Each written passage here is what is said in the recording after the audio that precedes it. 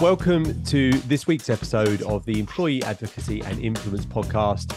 My name is Bradley Keenan, and I am the founder and CEO of the employee advocacy platform DSMN8. In today's episode, I am going to be speaking about the power of scheduling.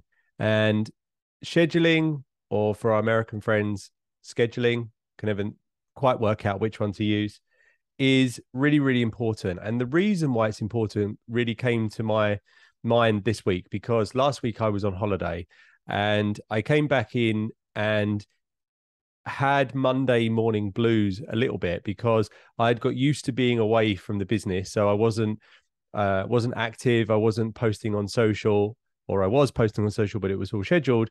And I was out of the flow.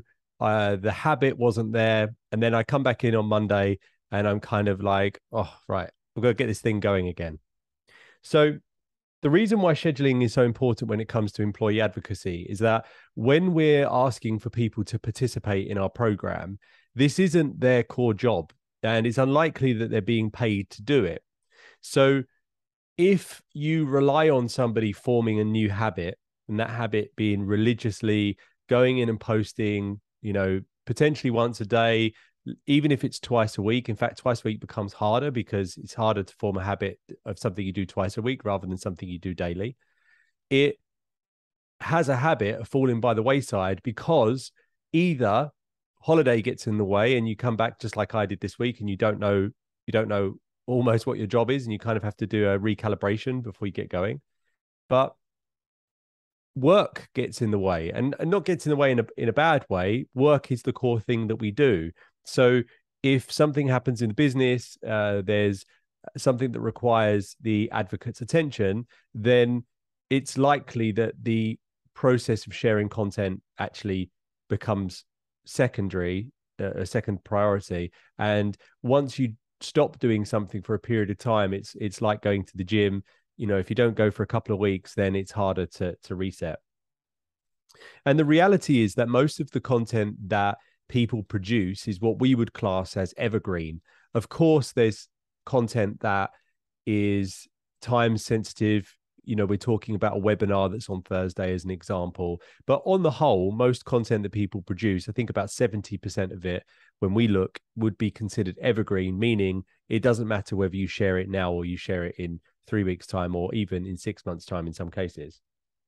So both for an administrator and for a user, there's a huge amount of power in, instead of using employee advocacy every single day, using it either as part of a weekly or even a monthly process.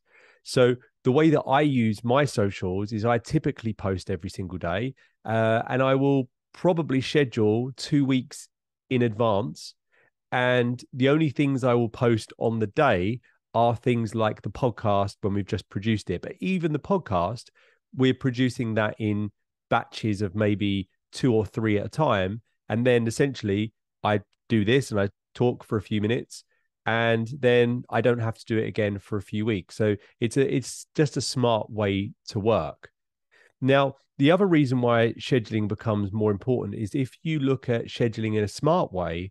So if you have a large group of employees and you have content that's being produced, then the last thing you want is all of those people sharing the same content on the same day. So before you launch a program, you should have a significant amount of content already in the program. And we recommend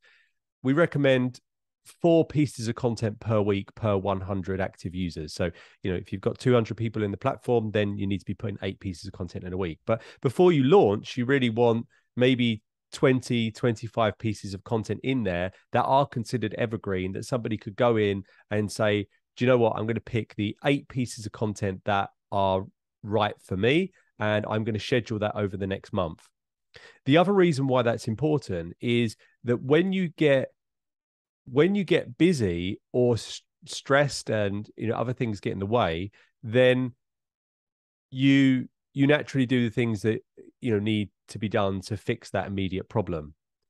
So the consistency comes from scheduling when you're in a good state of mind.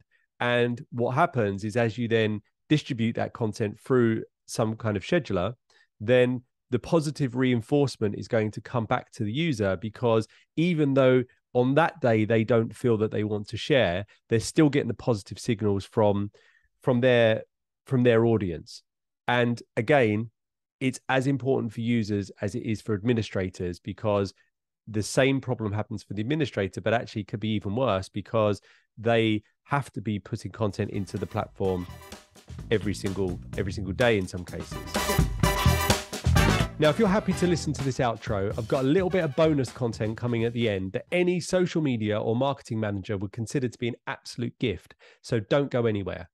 So firstly, I wanted to say thank you for taking the time to listen today. If you enjoyed today's episode and you want to be notified of future episodes, please do hit subscribe.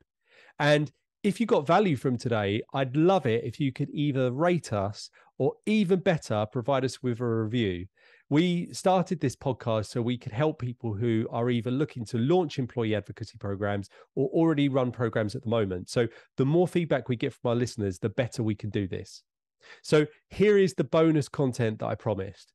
If you want to find out how active your employees are on social right now, if you click the link in the footnotes for the show, we will create a report for you that will show you not only how active your employees are on social, but also 2 competitors of your choosing.